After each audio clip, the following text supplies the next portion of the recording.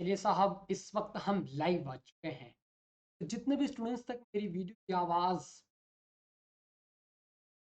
वो एक बार ज़रा कमेंट करके बताएं, फिर उसके बाद में हम बात करते हैं। दोस्तों, पहले 1.1 की एक्सरसाइज को आज हम लाइव सेशन के माध्यम से 1.2 रियल नंबर, जैसे कि आप जानते हैं हमारा फर्स्ट जिसका नाम रियल नंबर है, इसको हिंदी में हम वास्तविक संख्या भी कहते हैं। ठीक है। और आज इस लाइव सेशन के माध्यम से 1.2 के क्वेश्चंस को बिल्कुल परफेक्ट तरीके से, परफेक्ट अंदाज में आज हम करने वाले हैं। जल्दी से एक बार आप सभी मुझे कमेंट करके बताएं, मेरी आवाज़ बिल्कुल सही तरीके से आपके पास तक पहुंच रही है या नहीं। उसके बाद में आज की क्लास को प्रारंभ करते हैं। फटाफट अंदाज में बताओ भाई सभी स्टूडेंट्स।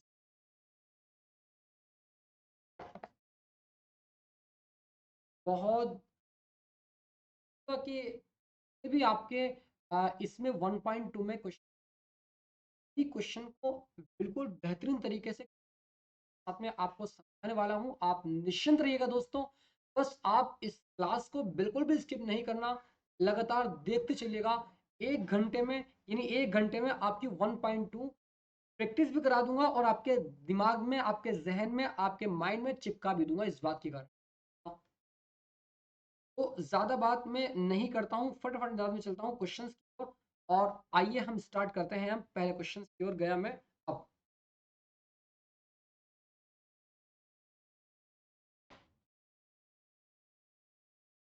सत्येंद्र जी, रवि जी, आप सभी का स्वागत है इस लाइव सेशन में। कैसे हैं आप? आयशा जी, जल्दी से एक बार सभी स्टूडेंट्स कमेंट करके बताएं, मेरी आवाज बिल्कुल परफेक्ट तरीके से आपके पास तक पहुंची है या नहीं। आज हम रियल नंबर यानी वास्तविक संख्या के 1.2 1.2 एक्सरसाइज को बिल्कुल परफेक्ट तरीके से, परफेक्ट अंदाज में समझेंगे और अच्छे तरीके से करते हुए चलेंगे। जल्दी से आप सभी स्टूडेंट्स बताओ भाई, फिर उसके बाद में इस लाइव सेशन को मैं स्टार्ट करता हूँ भाई। पहला क्वेश्चन गया आपकी स्क्रीन पर अब, और मुझे बताएंगे आप कैसे हम इसको सॉल्व करेंगे। भाई आप सभी स्टूडेंट्स फटाफट अंदाज में, अलीशा जी, दीपाली जी और रितेश कुमार जी, सभी स्टूडेंट्स बताओ भाई। यानी आज हम निम्नलिखित संख्याओं को अभाज्य गुणनखंडों के गुणनफल के रूप में व्यक्त कीजिएगा। बहुत ही आसान है, बहुत ही सरल है। सबसे पहला क्वेश्चन आपकी स्क्रीन पर गया अब, और देखते हैं कि किस तरीके से मैं इस क्वेश्चन को सॉल्व करूंगा, है ना। यानी मैं आपकी स्क्रीन पर लिखता हूं अब, यानी 140, है ना। अभाज्य गुणनखंड यानी इसके फैक्टराइजेशन आपसे करने बहुत अच्छे तरीके से आते होंगे, लेकिन फिर भी मैं आपके सभी स्टूडेंट्स को एक्सप्लेन कर देता हूं ये सारी चीजें। दोस्तों, पूरी एनसीईआरटी मैं आपको पढ़ाऊंगा, आप निश्चिंत रहिएगा, एकदम फ्री ऑफ कॉस्ट, कोई भी आपसे चार्जेस नहीं ले जा रहा है। यानी इंडिया का लार्जेस्ट एजुकेशनल प्लेटफॉर्म अनअकैडमी है ये। यहाँ पर ये हमारी स्पेशल क्लास चल रही है। स्पेशल क्लास के माध्यम से सारी चीजों को एकदम परफेक्ट अंदाज में बताया जाएगा। आइए हम इसके गुणनखंड करते हैं। सबसे पहले आप सभी स्टूडेंट्स कमेंट मुझे करेंगे कि इसको किस नंबर से हम डिवाइड करें। जल्दी से आप सभी स्टूडेंट्स बताओ भाई, फटाफट अंदाज में, बहुत जल्दी, बहुत सही तरीके से कोर्स को कवर करेंगे, पूरी एनसीईआरटी को। यानी आपके एग्जाम के दृष्टिकोण से बहुत ही इंपॉर्टेंट है एनसीईआरटी, इसी के माध्यम से हम सारी चीजों को समझेंगे ना। तो सबसे पहले स्टेप हम इसको 2 से काटते हैं, यानी 2 4 2 7 14। यानी इसको मैं काटूंगा 2 7 14। कितना बचा यहाँ पर? सर यहाँ पर हमारा 0 बचेगा, है ना। और इस तरीके से हमने इसके क्या कर लिए, गुणनखंड कर लिए। नहीं, डिवाइड नहीं करते, सॉरी, हम इसको डिवाइड कर रहे हैं, डिवाइड नहीं करते, कि हम गुणनखंड कर रहे हैं ना, हम इसके गुणनखंड कर रहे हैं ना। तो डिवाइड का क्या मतलब बनता है इसमें भाई? अभाज्य गुणनखंड। तो यहाँ पर 140 के हम जब गुणनखंड करते हैं, सबसे पहले मैं इसको 2 से काटता हूँ, 2 सत्ते 14 और 0 का 0, फिर 2 से कटेगा ये, यानी 2 तिया 6, कितना बचा? 1 बचा और 0 आगे 10, 2 पंजे 10, फिर उसके बाद में कितने से कटेगा ये? फिर सर 2 से नहीं सर, अब 2 से नहीं, ये सर 5 से कटेगा या फिर 3, 3 ढाई 30, 3 से भी नहीं कटेगा, 5 से कटेगा, 5 से, यानी 5 सत्ते 35। अब ये कटेगा 7 से। कितने आसान तो है भाई, कितना आसान तो है, सात ही कम सात, यानी इसके जो अभाज्य गुणनखंड आ गए 2 × 2 और ×5 और ×7, ये हमारे अभाज्य गुणनखंड। क्या हम इसको दोस्त लिख सकते हैं क्या कि की पावर 2? हाँ सर, बिल्कुल हम इसको लिख सकते हैं ×5 और ×7। मैं आशा करता हूं दोस्तों आपको आ गया होगा। अब मैं चाहता हूँ नेक्स्ट क्वेश्चन, यानी इस क्वेश्चन को सॉल्व करते हैं सेकंड वाले 156। जब मैं आपकी स्क्रीन पर इस वाले क्वेश्चन सॉल्व करूंगा, आप सभी मुझे बताते हुए चलेंगे क्या मैं सही कर रहा हूं या नहीं। यानी सबसे पहले स्टेप, क्या ये 2 से कट रहा है? अरे हाँ सर, क्यों नहीं कट रहा, बिल्कुल कटेगा, चूंकि एक सम संख्या है, एक इवन नंबर है ना। मैं यहाँ से 2 से काटूंगा तो 2 7 14 ना, कितना बचा सर, 1 बचा और 6 ये रहा 16, 2 एट द 16। क्लियर? उसके बाद में क्या ये 2 से कट रहा है? अरे हाँ सर, ऑब्वियसली बात है, जब ये एक सम संख्या है, एक इवन नंबर है, तो बिल्कुल 2 से कटेगा। 2 तिया 6। क्यों भाई, बिल्कुल सही कर रहा हूँ ना? बिल्कुल सर। आगे कितना बचा, 1 और 8। 2 तिया 6, 6 और 7 है ना ये, तो एक यहाँ बचेगा और 8 ये रहा 8, 18। 2 नम 18। अब किससे कटेगा सर? ये ना 1 से कटेगा, ना 2 से कटेगा, ना 3। हाँ सर, 3 से तो कट रहा है। अरे हाँ बिल्कुल 3 से कट रहा है, तो कटेंगे। 3 ही कम 3 और 3 तिया 9। अब कितने से कटेगा सर? सर ये अब तो 13 से ही कटेगा, इसलिए कि 13 जो है वो के पहाड़े में, अपने ही पहाड़े में आता है। इस बात को आप सब समझ रहे होंगे, है ना? तो 13 ही कम 13, तो हम तब तक काटते रहते हैं जब तक कि एक नहीं आ जाता है ना। मैं यहाँ पर डाल भी देता हूँ, ये हमारा सेकंड ना, ये फर्स्ट था और ये सेकंड। ये जो गुणनखंड आ गए, देखिए 2 × 2, तो मैं 2 × 2 को लिख सकता हूँ 2 की पावर 2, और उसके बाद में 3 × 30 ना। तो मैं आशा करता हूँ दोस्तों सारे क्वेश्चंस आपको बहुत अच्छे तरीके से क्लियर हो रहे होंगे। जल्दी से आप सभी स्टूडेंट्स बताओ, फिरोज, राहुल और जिसके बाद में सर्वज्ञा, और भी स्टूडेंट्स यहाँ पर जुड़े हुए हैं, एक बार आप सभी स्टूडेंट्स कमेंट करके बताओ भाई, बिल्कुल अच्छे तरीके से समझ आया है या नहीं। अब मैं करता हूं यहाँ पर तीसरा क्वेश्चन सॉल्व, और आप सभी स्टूडेंट्स का मैं एकदम, यानी आपकी दिमाग में कोई भी डाउट नहीं रहेगा, इस बात की गारंटी है। अब मैं चलता हूं 3825 की ओर, यानी 3825 जब मैं डिवाइड करता हूं कितने से, सर ये कितने से डिवाइड हो रहा है? अरे बहुत ही आसान है, कितना हो रहा है सर, जरा एक बार आप हमें बता दीजिए। अरे क्या ये एक इवन नंबर है? नहीं सर, ये इवन नंबर नहीं है, तो ये 2 से डिवाइड नहीं होगा। कितने से होगा? 3 से होगा क्या? देख लेते हैं सर, 3 ही कम 3 और 3 दूनी 6 और 3 7 21, 3 पंजे 15, बिल्कुल हो रहा है 3 से। 3 से इसको काटना प्रारंभ करते हैं, 3 ही कम 3 और 3 दूनी 6। ठीक है, यहाँ पर 18 होगा था ना, 18, नहीं नहीं नहीं, ये मिस्टेक हो रही है। 3 ही कम 3 और उसके बाद में 3 दूनी 6, बिल्कुल सही कर रहे हैं ना? 3 दूनी 6, बचा 2 और 2 और 2 22, 3 सतह 21, एक बचा और 5 3 पंजे 15। मैं सही कर रहा हूं या नहीं, आप सब स्टूडेंट कमेंट करके बताओ भाई फट। यस सर, के बाद में मैं काटूंगा इसको 3 से ना, तो 3 से कट रहा है ना, दूनी 6 और 3 पंजे 15, बिल्कुल कट रहा है, 3 चौक 12 और उसके बाद में, और 3 दूनी 6 और 3 15। अभी कितने से कटेगा? अब कितने से कटेगा भैया? रोज जल्दी से आप कमेंट करके बताओ भाई। ये कटेगा आपका 3 ही कम 3 और 3 चौक 12, नहीं सर 5 से कटेगा भैया, यानी 5 अट्ठे 40, 5 अट्ठे 40 और उसके बाद में कितना बचा, 2 और 5 25, 5 पंजे 25 से कटेगा। अब ये फिर 5 से कटेगा, यानी 5 ही कम 5 और 3 और 5 35, 5 सत्ते 35, अब ये कटेगा 17 से। इस तरह किसी के पहाड़े में नहीं आता है। ये अभाज्य गुणनखंड 3 की पावर 2 और इंटू 5 की पावर 2 और इंटू 7, तो आपसे करनी आती होगी भाई, आंसर हो जाएगा। तो ये क्वेश्चन आप समझ चुके होंगे। अब मैं फोर्थ क्वेश्चन आपकी स्क्रीन पर करा देता हूं। अब 5005, आइए करते हैं 5005 फैक्टर। जब हम इसके कोफैक्टर करते हैं, अभाज्य गुणनखंड, तो सबसे पहला स्टेप, मैं इससे किसको काटूंगा? 5 से इसको काटूंगा। 5 धाई 50, कितना बचा सर? 0 उतार लेंगे और 5 ही कम 5 इस। अब ये कितने से कटेगा सर? ये 5 दूनी 10 5 से कट रहा है, 5 से कट रहा है या नहीं? तो 5 से कट जाएगा। क्यों भाई? आप सभी स्टूडेंट्स कमेंट करके बताया करो भाई, कट रहा है या नहीं? आप बताएंगे जल्दी से फटाफट अंदाज में। सर इसको अगर मैं काटता हूँ कितने से, 5 से काटता हूँ तो 5 दूनी 10 और ये एक तो नहीं आ रहा 5 में, तो इसका मतलब क्या है कि ये 5 से अब नहीं कटेगा। कैसे कटेगा सर?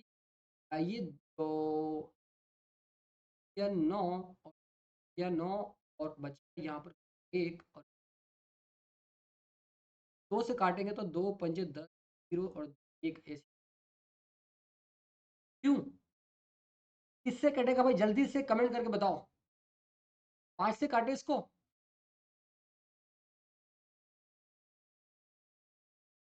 इसको 5 से काटे क्या?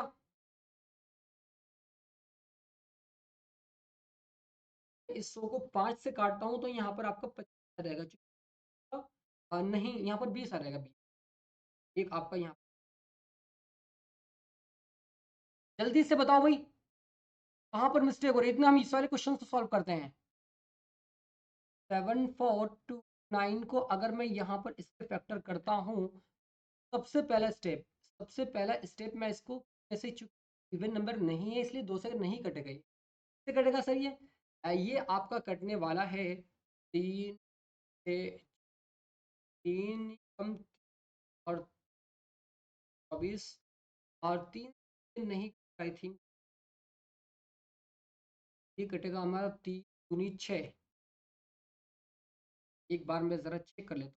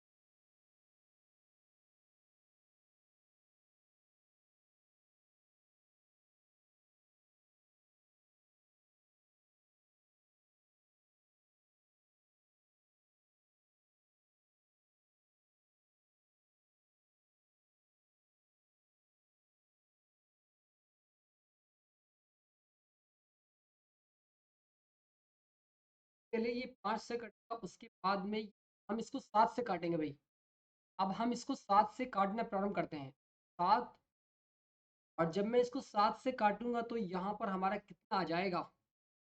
143, 147 बार जाएगा, 147। अब मैं इसको 11 से जब डिवाइड करता हूँ, कितना आ जाएगा सर? 11 को अगर मैं 13 से करता हूँ तो कितना आ जाएगा? यानी 13 बार जाएगा 143, 13 बार। अब ये 13 से कटेगा, 13 ही कम 13। तरीके से हमने इसके फैक्टराइजेशन किए हैं, यानी इसके हमने गुणनखंड किए, अभाज्य गुणन। का आंसर 5 इंटू 7 इंटू 11 इंटू 13 आ चुका है। ठीक है? अब उसके बाद में जो इसके बाद वाला है, यानी ये वाला, सबसे पहले हम इसको 17 से काटेंगे। जब हम इसको 17 से काटते हैं तो यहाँ पर 17 चौका 68, और उसके बाद में आगे बचा हमारा 17 तिया 51, और उसके बाद में 17 सत्ते इस तरीके से, और उसके बाद में हम इसको 19 से काटते हैं। जब मैं इसको 19 से डिवाइड करता हूँ तो काट जाएगा, और उसके बाद में 23, चूंकि में नहीं आता है। अब मैं इसको 23 से काटूंगा, 23, 23 ही कम 23, तो इसका आंसर 17 इंटू 19 इंटू 20 और इंटू 1, इस तरीके से इसके अभाज्य गुणनखंड हो। मैं उम्मीद करता हूं दोस्तों ये वाला क्वेश्चन भी आप बहुत इजीली समझ गए होंगे। ये सारे क्वेश्चंस बहुत आसान है, कुछ भी नहीं है इसमें। ठीक है, अब मैं चलता हूं एक नेक्स्ट वाले क्वेश्चंस की ओर, यानी पूर्णांक निम्नलिखित युग्मों के एचसीएफ और एलसीएम ज्ञात कीजिए। यानी हमें इसमें एचसीएफ और एलसीएम ज्ञात करने हैं, एचसीएफ और एलसीएम ज्ञात करने हैं। इसकी जांच कीजिए, हमें जांच भी करनी है। कि दो संख्याओं का गुणनफल is equal to HCF into LCM होता है या नहीं।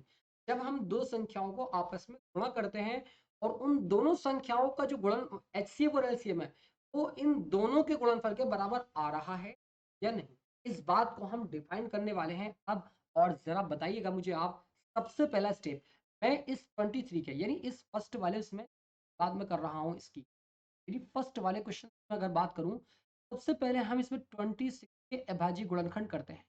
जब मैं इस 26 के अभाज्य गुणनखंड करता हूं, यहाँ पर इसके देखिए मैं इसको डायरेक्टली कर रहा हूँ, 13 दूनी 26 है ना, तो मैं 26 को लिख सकता हूँ क्या, मैं इस 26 को लिख सकता हूँ कितना, 13 दूनी 26, 30 इंटू 2, ये ठीक है।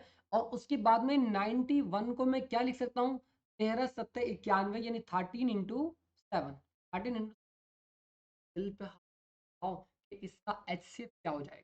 सर इसका एचसीएफ यानी एक ऐसा नंबर जो दोनों में आता हो, जो दोनों में कॉमन हो। यहाँ पर आपको दिख रहा है 13 और यहाँ पर भी 13 है। अब उसके बाद ये देखना है कि जो 13 है उसकी जो मिनिमम पावर है, यानी सब कम से कम जो पावर है उसको हम लेंगे। जैसे यहाँ पर भी 13 की पावर 1 है और यहाँ पर भी 13 की पावर 1 है, तो इसका मतलब एक 13 हो जाएगा, यानी एचसीएफ इसका आ जाएगा H F is equal to 13। हाँ, एचसीएफ 13 हो जाएगा। अब मैं बात करता हूँ एलसी यानी लोवेस्ट कॉमन मल्टीप्लाई। आइए मैं देखता हूँ L C M is equals to, L C M is equals to आ जाएगा। सर इसका एलसीएम यानी इसकी मैक्सिमम पावर, मैं यहाँ पर स्टेटमेंट भी लिख देता हूँ एचसीएफ निकालने के लिए हमें H F is equals to निकालने के लिए हमें संख्याओं में प्रत्येक,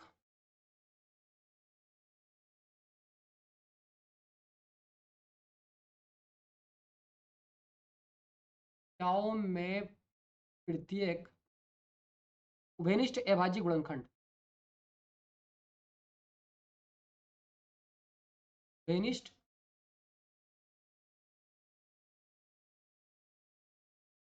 अभाज्य गुणनखंड की सबसे छोटी घात का गुणनफल,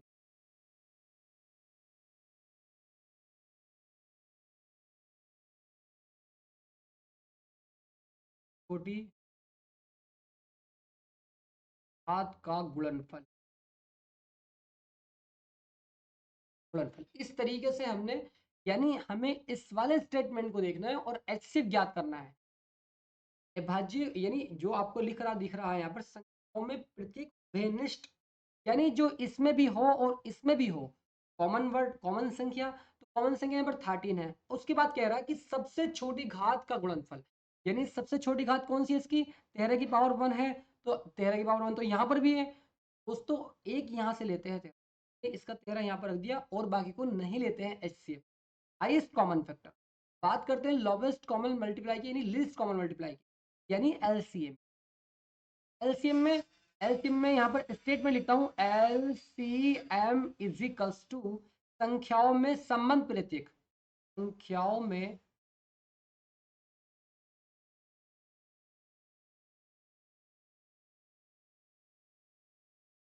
संबंध प्रत्येक, संख्याओं में संबंध प्रत्येक अभाज्य गुणनखंड की, ये गुणनखंड की, अभाज्य गुणनखंड की सबसे बड़ी घात का गुणनफल, इसमें सबसे बड़ी घात का गुणनफल, ठीक है। इसमें सबसे यानी एलसीएम में सबसे बड़ी घात का गुणनफल और एचसीएफ में सबसे छोटी घात का गुणनफल, इस बात को आप याद रखेंगे। अब मैं बात करता हूँ यहाँ पर 13 और 13, 13 की मैक्सिमम पावर 13 की पावर 1 ही है, तो मैंने 13 को यहाँ पर लिखा और जो भी बचा इंटू 7 इंटू 2 इन दोनों को भी नोट करते हैं, इंटू 7 और इंटू 2, ठीक है। तो यहाँ पर हमारा एलसीएम क्या आ गया, 13 सत्ते 91 और 91 की मल्टीप्लाई जब 2 से करते हैं तो 2 वन द 2 और दोनों में 18 यानी 182 आपका यहाँ पर, यहाँ पर हमने एचसीएफ ज्ञात किया, एलसीएम ज्ञात किया। दोनों को ज्ञात करने के बाद अब हम जरा जांच भी कर लेते हैं इसकी, दो संख्याओं का गुणनफल एचसीएफ इंटू एलसीएम के बराबर आ रहा है या नहीं। यानी जब मैं इस 20 यानी 20 मल्टीप्लाई 90, यहाँ पर लिख भी देता हूँ एक बार, की जांच, ताकि आपको कंफ्यूजन क्रिएट बिल्कुल भी ना हो। अब हम इसकी जांच कर रहे हैं, यानी जब मैं इस 20 मल्टीप्लाई 91 से करता हूँ, तो क्या ये एच और इंटू एलसीएम गुणनफल के बराबर आता है या नहीं, जरा देखता हूँ। सबसे पहले 26 की 91 से करता हूँ। जब मैं 26 की 91 से करता हूँ, एक छंग 6 और एक दूनी 2 इंटू 9 छंग 54 का 4 हासिल लगे 5, 9 दूनी 18 और 5 23, आपका यहाँ पर 23 और एक दो 4 और 2 6, और आपका 2361 आपका यहाँ पर आ चुका है ना। 2361 टू, क्या ये भी 23 आ रहा है, जरा देखते हैं। 182 की मल्टीप्लाई 13 से करते हैं। 182 जब मैं करता हूँ, आ जाएगा दूनी 6 और 3, 4 हासिल लगे 2, 3 ही कम 3 और 2 5 इंटू एक दूनी 2, एक अट्ठे 8 और एक ही कम, दोनों को ऐड करके 4 और 2 6,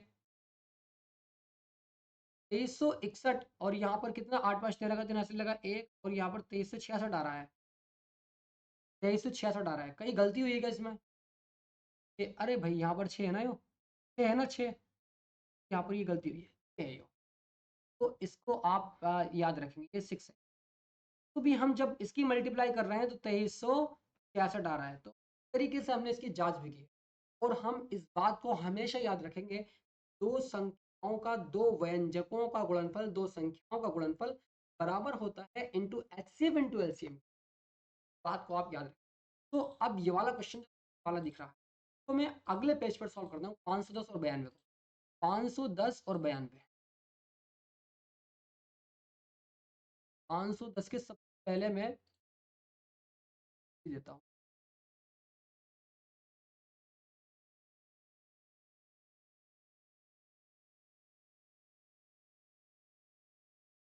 92, इस सेकंड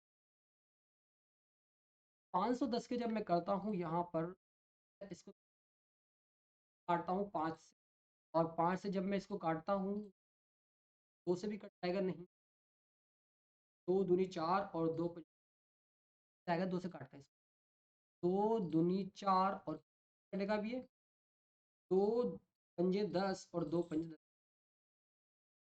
अब फिर दोबारा से इसको 2 से नहीं काटेंगे, क्योंकि एक इवन नंबर नहीं है।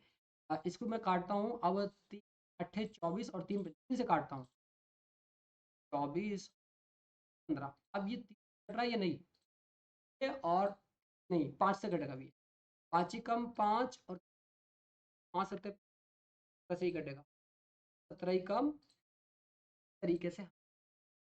अब इसके गुणनखंड क्या आ गए, गुणनफल ये 510 is equal into into 5 into 70, है ना। और उसके बाद में आप सभी स्टूडेंट्स कमेंट नहीं करते भाई, फटाफट अंदाज में कमेंट करके बताओ मेरी आवाज बिल्कुल सही तरीके से पहुंच रही है या नहीं, प्लीज कमेंट करके बताओ भाई। अब मैं करता हूँ 92 के, जब मैं 92 के फैक्टराइजेशन की अभाज्य गुणनखंड करता हूँ, तो यहाँ पर कितना आ जाएगा, 2 से कटेगा ये 2, 2 चौक 8 और 2 छंग 12, हाँ, फिर 2 से कटेगा ये 2 दूनी 4 और 2 तिया 6।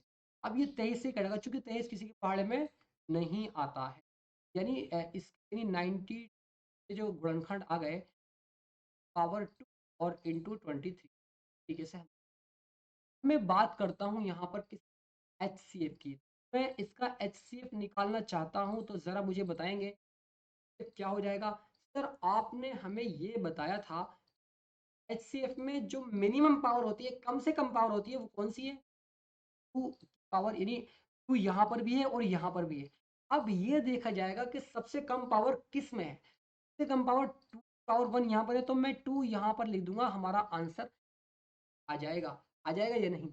यस सर, बिल्कुल आ जाएगा, क्योंकि 2 यहाँ पर भी है, यहाँ पर भी, और उसकी जो मिनिमम पावर है, उसकी जो कम से कम पावर है वो 2 है, तो 2 की पावर 1 मैंने यहाँ पर नोट कर लिया। अब और कोई वर्ड भी है क्या जो यहाँ पर भी हो और यहाँ पर भी हो? नहीं सर, और नहीं है, बस इसको यही छोड़ देंगे, इसका ऐसे बनेगा।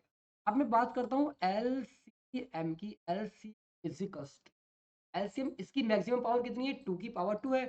अब इसकी बड़ी पावर लेते हैं जो यहाँ पर भी हो और ऊपर वाले में भी हो, तो यहाँ पर हमारा 2 पावर पावर 2 यहाँ पर आ जाएगा। उसके बाद क्या बचा हमारा यहाँ पर, इंटू 3 बचा, और इंटू 5 बचा, और इंटू हमारा 17 बचा, और नीचे इंटू 23 बचा, इंटू 23, इंटू 23 तरीके से जब हम इसकी मल्टीप्लिकेशन करते हैं तो हमारा आंसर क्या आता है, जरा देखते हैं।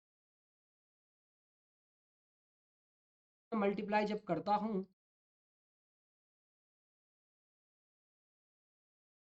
एलसीएम 23,460, 23,460 हमारा आ रहा है एलसीएम। अब हमें जांच करनी है। फिर जांच तो बहुत ही आसान है, जांच करना तो इतना इजी है, बहुत ही आसान। 510 की 92 से करते हैं। जब मैं 510 की यानी 510 इंटू 90 यानी दो व्यंजकों यानी दो संख्याओं का गुणनफल is equals to HCF into LCM, is equals to HCF कितना है सर, इसका एचसीएफ 2 है, तो मैंने यहाँ पर 2 लिखा, और एलसीएम कितना है 23,460। भाई बातें क्लियर हो रही है या नहीं, जरा एक बार कमेंट करके बताओ भाई आप सभी स्टूडेंट्स। आइए मैं 510 की 92 से मल्टीप्लाई करता हूँ। जब मैं 510 की मल्टीप्लाई 92 से करता हूँ, 200, 2 ही कम 2, 2 पंजे 10, इंटू लगाता हूँ 900, 9 ही कम 9, और 9 पंजे 45, 0 और 2 9 आ जाएगा आपका यहाँ पर ये, और 5 और एक, और उसके बाद में 46,920। तो यहाँ पर आपका 46,900 आ रहा है इजिकल। दो की मल्टीप्लाई इसमें करता हूँ, 200, और 2 छंग 12 का 2 हाथ, 2 चौक 8 और एक 9, और उसके बाद में 2 या 6, और 2 दूनी 4, 46,920 आंसर। आशा जांच करने से और एचसीएफ किस तरीके से निकालते हैं, एलसीएम किस तरीके से निकालते हैं, ये बात आप बहुत ही परफेक्ट तरीके से समझ गए होंगे। अब मैं चलता हूं इसके यानी इस तीसरे वाले क्वेश्चन की, 336 और 54, 336 और 54, आइए देखते हैं। और 54, सबसे पहले 336 के फैक्टराइजेशन करते हैं, यानी 336 में अभाज्य गुणनखंड करता हूं, तो 2 से काटता हूं उसको, चूंकि एक इवन नंबर है, 2 1 द 2, 2 6 द 12, 2 8 द 16 के बाद में फिर 2 से कटेगा ये, 2 अट्ठे 16, और 2 चौक 8, फिर 2 से कटेगा ये, 2 चौक 8, और 2 दूनी कटेगा ये, 2 दूनी 4, और 2 एकम 2, अब ये कटेगा 3 से 3, अब ये कटेगा 7। इसके गुणनखंड क्या आ गए, यानी गुणनखंड आ गए की पावर 4, 1 2 3 4, 3 इंटू 7 इंटू 3, और अब मैं करता हूँ 54 के, आसान है इसके तो भाई। 2 से कटेगा तो 2 दूनी 4, और 2 सत्ते, फिर कटेगा कितने से, मैं इसको काटता हूँ 3 से, 3 9 7, फिर ये 3 से कटेगा 3 या 9, फिर ये 3 से कटेगा 3, 3 की पावर 3 इंटू 2, यानी इस 54 को मैं लिख सकता हूँ 3 की पावर 3। अब मुझे चूंकि इसका एचसीएफ ज्ञात करना है, और एचसीएफ आप सभी बहुत अच्छे तरीके से निकालना आता हो, यानी अगर आप देखें एचसीएफ में कौन सा कॉमन है, कौन सा कॉमन है सर, यहाँ पर भी 3 है, और यहाँ पर भी 3 है, यहाँ पर भी 2 है, और यहाँ पर भी 2 है, तो क्या इसका एचसीएफ क्या आएगा सर। अब ये देखा जाएगा जो दोनों में कम से कम पावर है, कम से कम पावर किस में है सर, 2 की पावर 1 तो यहाँ पर है, और 2 की पावर 4 यहाँ पर है, तो इसको नहीं लेंगे, इसको नहीं लेंगे, इसको लेंगे, तो यहाँ पर 2 की पावर 1 हमारा है ना। तो देखिएगा 3 की पावर 3 यहाँ पर, और 3 की पावर 1 यहाँ पर, तो 3 की पावर 1 को लेंगे या 3 को लेंगे सर, 3 की पावर 1 को लेंगे, पावर 1 हमारा, यानी इसका एच एफ यहाँ पर 3 आ जाए। अब मैं इसका एलसीएम निकालता हूँ, एलसीएम निकालने में भी आप माहिर हो चुके हो सर, एलसीएम क्या आ जाएगा, मैक्सिमम पावर, 3 की पावर 3 और 3 की पावर 1, नहीं सर इसको लेंगे, अब इसको लेंगे 3 की पावर 3 को, है ना, और इन टू, सर 2 की पावर 1 को लेंगे, 2 की पावर 4 को, नहीं सर 2 की पावर 4 को ही लेंगे ना। अरे भाई कमेंट करके क्यों नहीं बताते आप, कमेंट करके क्यों नहीं बताते भाई आप, बातें समझ आ रही है नहीं, की पावर 4, अब जो बचा उसको हम ले लेंगे। अब जैसे कि यहाँ पर 7 बचा, भाई ये तो आ चुके हैं दोनों चीज, यानी ये भी हमारा आ चुका है, और उसके बाद में ये भी हमारा आ चुका है, बचा 7, और इंटू हम, बस हम मल्टीप्लाई कर दें, तिया 9 के 27, और इंटू 2 की पावर 4, 2 दूनी 4 दूनी 8 दूनी 16, और इंटू अब जब हम इसकी मल्टीप्लिकेशन कराते हैं, क्या आंसर आता है ज़रा मुझे बताएं आप। HCF तो इसका ये 3024। अब हमें इसकी जांच करनी है। अब हम इसकी जांच करते हैं। कमेंट करके नहीं बताते आप। इसकी जांच जब मैं करता हूँ, यानी HCF एल दो संख्याओं का गुणनफल यानी 300 × 54 तो 36। और इनका क्या है, यानी ये हमारा 3024 इंटू 6। अब मैं 54 की मल्टीप्लाई 3 जब करता हूँ आ जाएगा 18,144। 18,144 आ जाएगा। जब मैं 3024 की मल्टीप्लाई 6 से करता हूँ तो यहाँ पर मेरा 18 राइट आंसर करता हूँ दोस्ती। अब मैं चलता हूँ अपने नेक्स्ट क्वेश्चन और गया आपकी। अब ये 3 पार्ट है, कर लेते हैं सॉल्व। अविभाज्य गुणनखंड विधि द्वारा निम्नलिखित पूर्णांकों के HCF और LCM ज्ञात कीजिए। बस इसमें हमें HCF और LCM ज्ञात करने हैं। सबसे पहला मैं यहाँ पर यानी इस फर्स्ट वाले को करता हूँ और देखता हूँ, यानी 12 के यहाँ पर अविभाज्य गुणनखंड करता हूँ। 2 छंग 12, फिर 2 से कटेगा 2 तिया 6 और फिर कटेगा ये कम 3। तो 12 के जो आ गए हैं यहाँ पर गुणनखंड, अविभाज्य गुणनखंड वो 2 और इंटू इंटू इंटू 2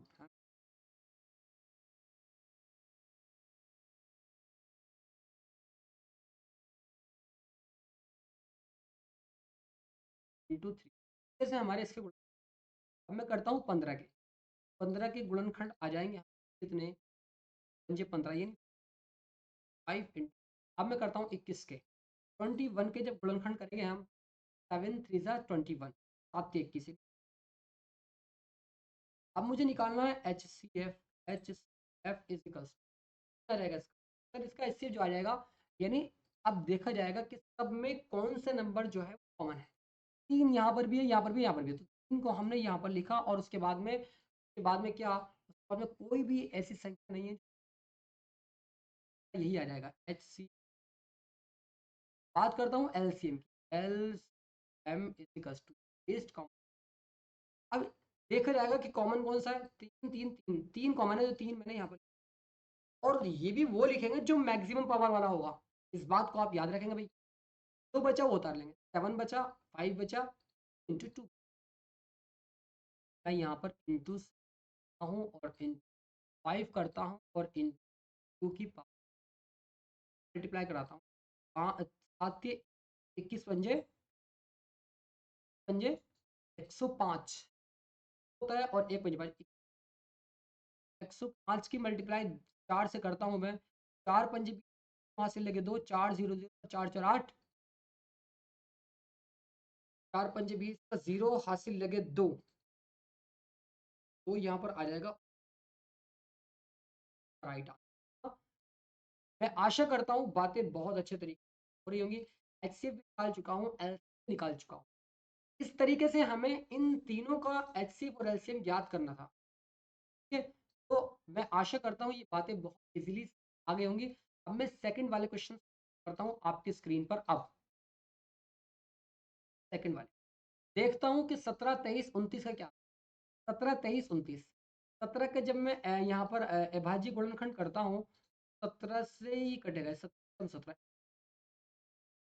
गुणनखंड आ गए के जो गुणनखंड यहाँ पर आए हैं भाई, दोस्त बताया करो कमेंट करके बताओ भाई। इज इक्वल टू 70 इंटू 1 गुणनखंड आ गए। के बाद में यहाँ पर करता हूँ 23 की जब मैं करता हूँ, यानी 23 किसी के पहाड़े में नहीं आता, अपने ही पहाड़े में आता है। और 23 इंटू क्लियर के बाद में 29 20 एक ऐसा नंबर है में नहीं आता है। 29 हमने देखा कि 1 1 सब में आ रहा है, तो इसका HCV यहाँ पर हमारा 1 हो जाए। एलसीएम की बात करता हूँ। LCM इज 17 इंटू 29 जब मैं मल्टीप्लीकेशन आता हूँ, इसका आंसर कितना आता है? सर इसका आंसर 11,329, 11,339 इसका एलसीएम। ठीक है, तरीके से हम निकाल रहे हैं। मेथड को आप अच्छे तरीके से समझ लीजिएगा। मैं आशा करता हूँ ये वाला क्वेश्चन आप बहुत होंगे। अब लास्ट क्वेश्चन है 8 9 25, इसको फटाफट अंदाज में निकाल लेते हैं ना, ये नहीं थर्ड वाले क्वेश्चन। तो हम सेकंड वाले पेन से, वाले वाइट वाले पेन से 8 के जब मैं गुणनखंड करता हूँ तो यानी 8 के जो गुणनखंड आएंगे वो और यानी 2 आ जाएगा। 9 के जब मैं करता हूँ, 8 को आप काटे, वो चुक 8 2 और 2 कम 2। अब 9 को जब मैं काटता हूँ, 9 के जो फैक्टराइजेशन आएंगे वो 3 इंटू 25 के 5 इज इक्वल्स टू 5 इंटू 5। अब मैंने पूछा आपसे कि क्या इसमें एचसीएफ क्या है? अरे सर, इन सभी का गुणनफल भी नहीं आ रहा है तो 1 इनका गुणनफल क्या होता है? 1 इनका गुणनखंड होता है, तो यहाँ पर एच एफ तो इसका इजीली निकल जाएगा 1। 1 इसका भी कोफिशिएंट है, इसका भी कोफिशिएंट है और इसका भी कोफिशिएंट, यानी गुणांक है ना। अब के बाद में बात करता हूँ एल, तो एलसीएम क्या हो जाएगा? पावर 3 और इंटू पावर 2। जब मैं इस आपस में मल्टीप्लिकेशन कराता हूँ तो इसका आंसर क्या आता है? यस सर, इसका आंसर यहाँ पर 8 और 9, 2 की पावर 3 8 और इंटू 3 की पावर 2 9 और 5 की पावर की जब मैं मल्टीप्लाई कराता हूँ तो इसका आंसर कितना आ जाएगा? 1800 आ जाएगा। तो दोस्तों जल्दी से बताओ बातें समझ आई या नहीं? फटाफट अंदाज में बताओ भाई। असद जी और भी स्टूडेंट्स यहाँ पर जुड़े हुए हैं, फटाफट अंदाज में बताएं मेरी आवाज आ रही है या नहीं, और ये वाले क्वेश्चन है या नहीं, बताइए जल्दी से बताओ भाई। अब मैं चलता हूँ नेक्स्ट क्वेश्चन और गया आपकी स्क्रीन पर। अब एच सी एफ 306 और 657, यानी इन दोनों संख्याओं का एच सी एफ 9 दिया हुआ है। मैंने यहाँ पर लिखा आपका एच एफ एफ इजिकल, और एलसीएम ज्ञात करने के लिए बोल रहा है L M. We know that, यानी हम जानते हैं, नो दैट, जानते हैं कि क्या H F into L M is equal दो संख्याओं का गुणनफल यानी 300। जब मैं, चूंकि मुझे यहाँ पर एलसीएम निकालना है और एचसीएफ का मान 9 दिया हुआ है, एचसीएफ को इसके डिवाइड में लेकर आऊंगा तो एल एम तो 57 और डिवाइड में 9 आ जाएगा। डिवाइड करता हूँ तो एल प्लस 2, डिवाइड करने के बाद यहाँ पर 23,338 का राइट आंसर। 23,000 तरीके से हमें इसको, आशा करता हूँ ये वाला क्वेश्चन आप बहुत इजी होंगे। कर्ष जी जरा कमेंट करके बताओ वाला क्वेश्चन बहुत आसान है या नहीं, क्योंकि दोस्तों पूरी एनसीईआरटी पढ़ाने वाला हूँ मैं, आप फ्री ऑफ कॉस्ट डेली 2 से 3 क्लास डेली लाइव क्लास चलेंगी मेरी, और इन लाइव क्लास के माध्यम से नोट्स वगैरह भी सारी चीजें मैं आपको प्रोवाइड कराऊंगा, इस बात की गारंटी है। आप एकदम मजबूत तरीके से एकदम परफेक्ट अंदाज में यहाँ पर आते रहिएगा, के माध्यम से हम सारी चीजें, है ना। आइए मैं अब चलता हूँ नेक्स्ट वाले क्वेश्चन और गया आपकी स्क्रीन। अब जांच कीजिए, कह रहा है जांच कीजिए कि क्या किसी प्राकृतिक संख्या n के लिए संख्या 6 की पावर n अंक 0 पर समाप्त हो। आइए करते हैं। यदि किसी, मैं एक स्टेटमेंट लिखता हूं आपकी स्क्रीन पर और आप देखेंगे जरा इसे। यदि किसी प्राकृतिक संख्या n के लिए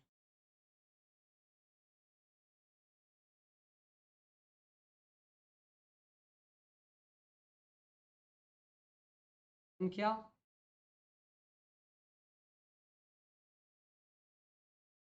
n के लिए संख्या 6 पावर n क्या की पावर n अंक 0 पर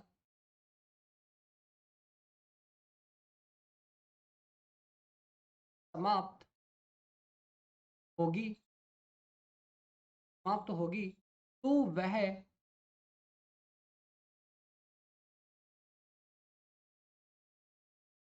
वह अवश्य यानी अवश्य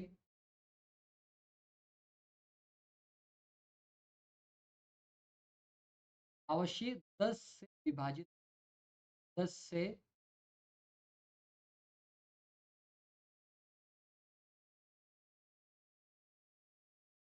इस वाले स्टेटमेंट को पढ़ने के बाद क्या समझ आ रहा है? में कहा गया है कि प्राकृतिक संख्या n के लिए 6 की पावर n अंक 0 पर समाप्त होगी तो वे आवश्यक विभाज्य बात को आप कोई भी संख्या है कि अगर वो उसके लास्ट में अगर 0 आ रहा है तो वो 10 से विभाज्य होगी या नहीं होगी? सर बिल्कुल नहीं होगी। एग्जाम्पल दे दूं क्या? Yes sir. मैं अगर कहता हूं यहाँ पर जैसे यहाँ पर वो लिखा हुआ है 100, ये 0 पर समाप्त हो रही है। अब क्या ये 10 से डिवाइड हो रही है? अरे हाँ सर 10 से डिवाइड हो रही है ना। अब मैं आपसे कहूँ क्या 10 आ रहा है यानी इसके लास्ट में 0 आ रहा है तो क्या ये 10 से विभाजित होगी? सर बिल्कुल होगी। 10 से 10 का इक्वल टू 1। तो जिसके लास्ट में शून्य आता हो तो वो अवश्य विभाज्य होगी। इस बात को आप याद 10 की अभाज्य गुणनखंड 10 के अभाज्य गुणनखंड 2 और 5 10 के जो अभाज्य गुणनखंड है 2 और 5 है। बात को तो आप सभी अतः संख्या 6 की पावर n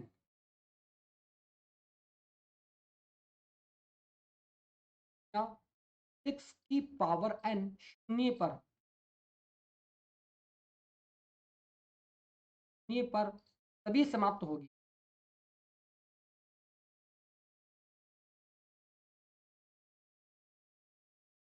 शून्य पर तभी समाप्त होगी जब 6 की पावर n के अभाज्य गुणनखंड जब पावर n के अभाज्य गुणनखंड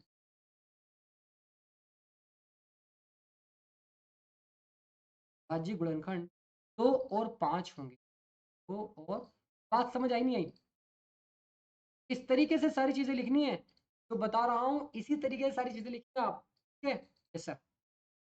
अतः अब यहां पर आप लास्ट में लिखेंगे अतः 6 की पावर n 6 की पावर n का अभाज्य गुणनखंड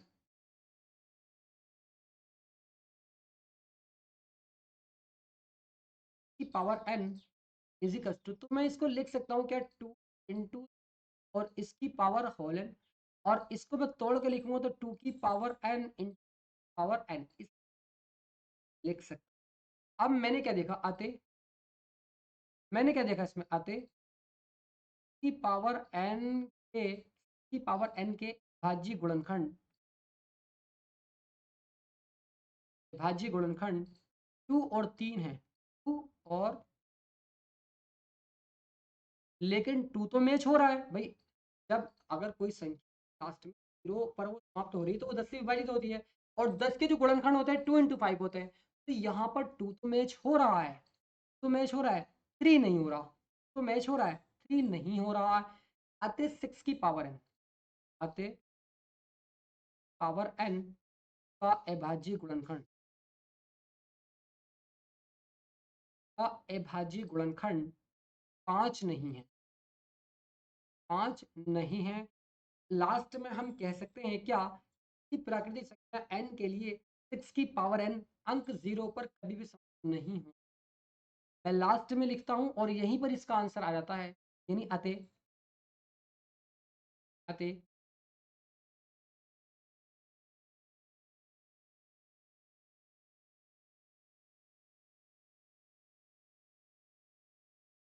कि प्राकृतिक संख्या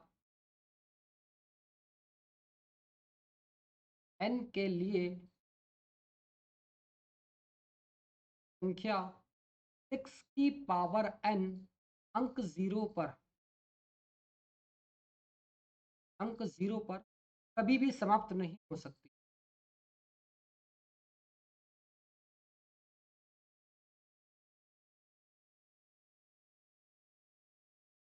तो ठीक है, बात आपको बहुत अच्छे तरीके से समझ आ जानी चाहिए।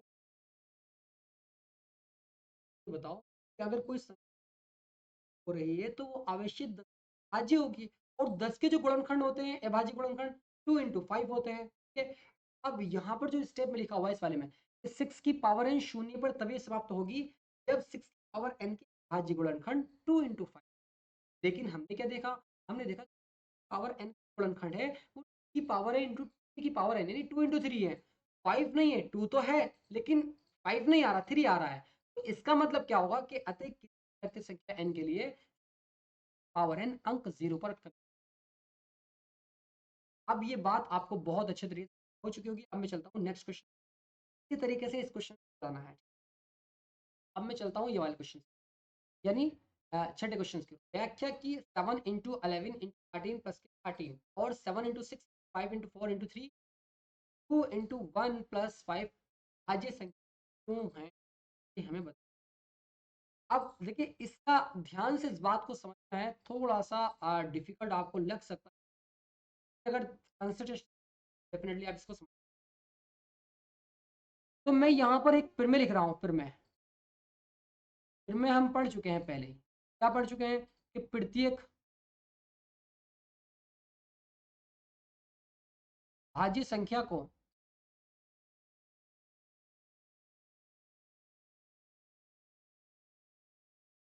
भाज्य संख्या को एक गुणनखंड के रूप में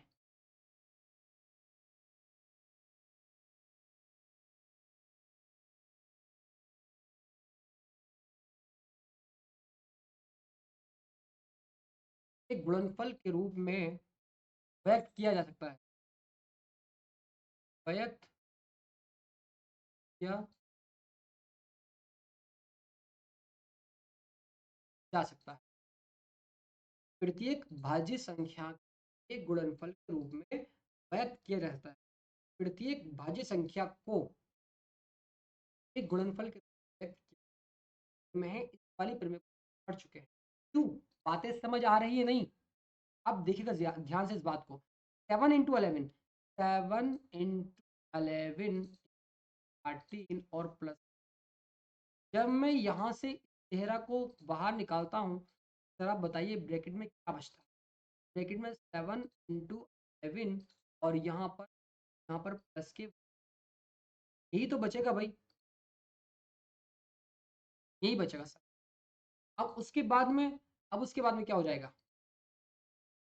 यहाँ पर आप देखेंगे तो 13 और 11 सत्ते 70 ना, और उसके बाद में प्लस के 1 और 77 और 1 78 इजिकल्स टू 13 और यहाँ पर 70 आपका ये।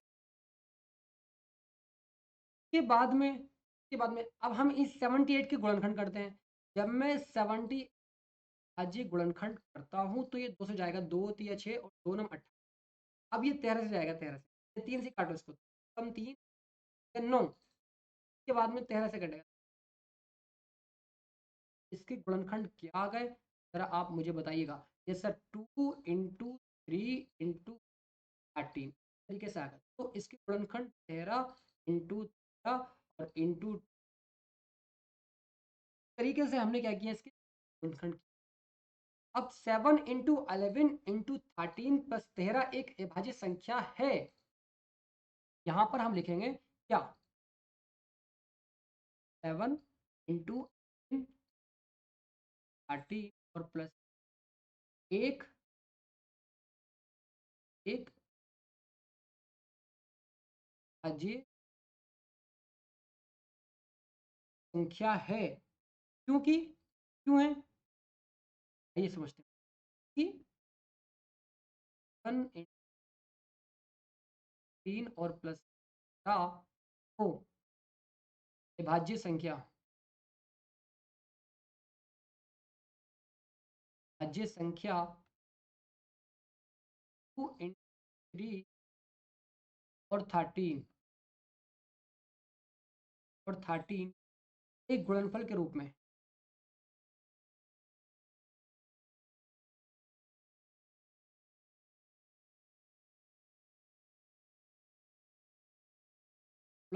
रूप में व्यक्त किया जा सकता है,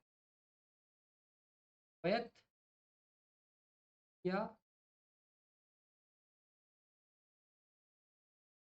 मैं आशा करता हूँ ये वाला क्वेश्चन आप समझ गए होंगे। अब मैं इस वाले क्वेश्चन 7 × 6 5 × 1 + 5 भाज्य संख्या क्यों है ये भी बताना हमें। तो आइए इस वाले क्वेश्चन दूसरा क्या है हमारा देखते हैं। 7 × 6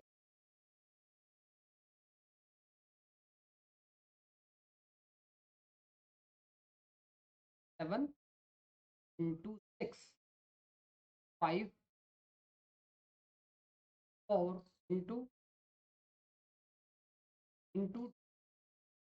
1 प्लस के आपका यहाँ पर 5। अब जरा मुझे आप यहाँ बताएंगे क्या कॉमन है। 5 यहाँ पर भी है, यहाँ पर भी बाहर निकालो 5 को। 5 को मैंने जब बाहर निकाला तो ब्रैकेट में इंटू 6 और इंटू 2 7 इंटू 6 और इंटू 4 इंटू 3 और उसके बाद में बस दिया और सॉरी +1 यहाँ पर तो अब मैं आशा करता हूँ ये बात समझ आ गई होगी। अब जरा क्या रहेगा ये 5 और उसके बाद में जब मल्टीप्लिकेशन करता हूँ तो 1000 यानी एक कितना हो जाएगा सर, ये हो जाएगा आपका 1000 आपका 9 हो जाएगा। अब जरा मुझे बताएंगे क्या हम 1000 9 के गुणनखंड कर सकते हैं? क्यों नहीं कर सकते, बिल्कुल कर सकते। अब हम यहाँ पर लिखेंगे क्या 7 6 5 4 3 आते लिखेंगे यहाँ पे लास्ट स्टेप तरीके से ही करके आना सारी चीजें। 7 × 5 × 4 × 3 × 2 और ×1 और 5 एक भाज्य संख्या है। एक संख्या क्यों है, क्योंकि 7 × 6 5 × 4 × 3 × 2 और ×1 और प्लस 5 को विभाज्य संख्या क्या 5 और 9 के एक गुणनफल के रूप में व्यक्त किया जा सकता है, व्यक्त किया जा। आशा करता हूँ ये बात भी आपको बहुत इजी समझ आ गई हो, उम्मीद करता हूँ। अब मैं लास्ट वाले क्वेश्चन चलता हूँ और गया आपकी बहुत ही आसान प्रश्न, बहुत ही सरल प्रश्न है। किसी खेल के मैदान के चारों ओर एक मैदान है, चाहे वो फुटबॉल वाला हो चाहे वो क्रिकेट वाला हो, अदरवाइज कोई सा भी मैदान हो, एक किसी खेल के मैदान के चारों ओर एक वृत्ताकार पथ है। मान लेते हैं कि पथ है, आइए मानते हैं। तो इसको यहाँ पर मैं दर्शा देता हूँ। मान लेके एक इसके अंदर ये नहीं, एक ग्राउंड है, एक तरीके ग्राउंड है खेलने का। इस मैदान का एक चक्कर लगाने में सोनिया को 18 मिनट लगते हैं, यानी एक सोनिया लड़की है, पूरे चक्कर लगाने में 18 मिनट लगते हैं। जबकि इसी मैदान का एक चक्कर लगाने में रवि को 12 मिनट लगते हैं, है ना। इसका मतलब क्या हुआ कि रवि की एफिशिएंसी ज्यादा है, ढूंढने की जो एफिशिएंसी वो ज्यादा है किससे, सोनिया से। मान लीजिए कि वे दोनों एक ही स्थान और एक ही समय पर चलना प्रारंभ करके एक ही दिशा में चलते हैं। मान लेते हैं कि सोनिया हमारी ये रही और उसके बाद में रवि भी हमारा ये, दोनों एक साथ चले, है ना। सोनिया ने 18 मिनट लगाए और इसने 12 मिनट लगाए चक्कर में, है ना। जरा मुझे बताए इससे क्या निष्कर्ष निकल रहा है। सर इससे निष्कर्ष निकल रहा है कि 12 और 18 एलसीएम। तो आप मुझे देखें, और वो लास्ट में बोल रहा है क्या, कि मान लीजिए वे दोनों एक ही स्थान और एक ही समय पर चलना प्रारंभ करके एक ही दिशा में चलते हैं, कितने समय बाद वे पुनः प्रारंभिक स्थान पर मिलेंगे, कितने समय बाद मिलेंगे। तो यहाँ पर हम 18 और 12 का एलसीएम निकाल, 18 का और 12 का एलसीएम निकाल, दो से काटते हैं इसको, 2 9 18 और 2 6 कटेगा हमारा कितने, दो से कट रहा है क्या, ऐसे कर लेंगे, और 2 3 6, अब ये कितने, 3 से, 3 9 और 3 ही कम, ये हमारा क्या होगा, एलसीएम निकल गया, इंटू 2 इंटू 3, 2 दूनी 4 थे, 12 12 थे 36, क्या मिनट बाद वह दोनों उन्हें स्थान पर मिलेंगे।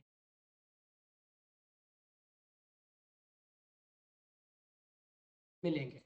तो ये पूरा सेशन में आज 7 क्वेश्चन, और भी हमने बहुत सारे क्वेश्चन सॉल्व किए हैं, जैसे आप यहाँ पर देख रहे हैं। तो ये सेशन आपको बहुत इजी, बहुत अच्छे तरीके से समझ आया होगा कि हमने एक एक क्वेश्चन 3 पार्ट भी कवर किए हैं। मैं आशा करता हूँ ये सारे क्वेश्चन, ये सारी चीज़ें बिल्कुल परफेक्ट तरीके से और परफेक्ट अंदाज में आप समझ होंगे।